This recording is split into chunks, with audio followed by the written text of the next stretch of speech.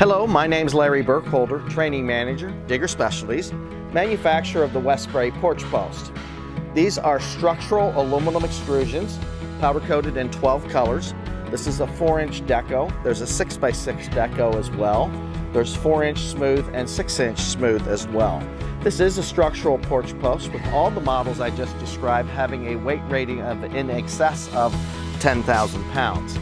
The first thing you're going to do is measure your opening top to bottom and cut your profile to the correct length, and then make sure that it fits into the opening and it's ready to be installed. Here we're going to discuss our tie-down hardware.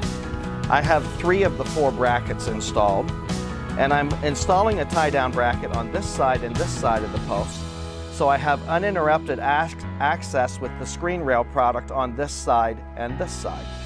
I have the hardware installed on the opposite end.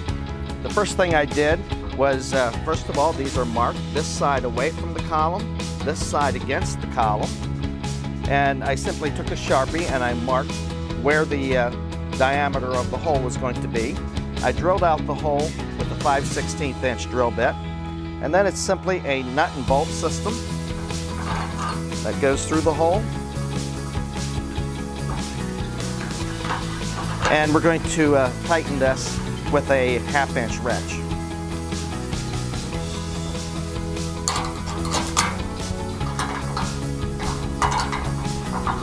And the installation is complete. While we put the 1 screw in the header, that repositioned the bottom, so we had to come back and use our level and make sure everything's still in position. And we're going to attach 1 screw at the bottom. Now we're ready to kick out our temporary porch post. This will allow the weight for the overhang to rest on the column.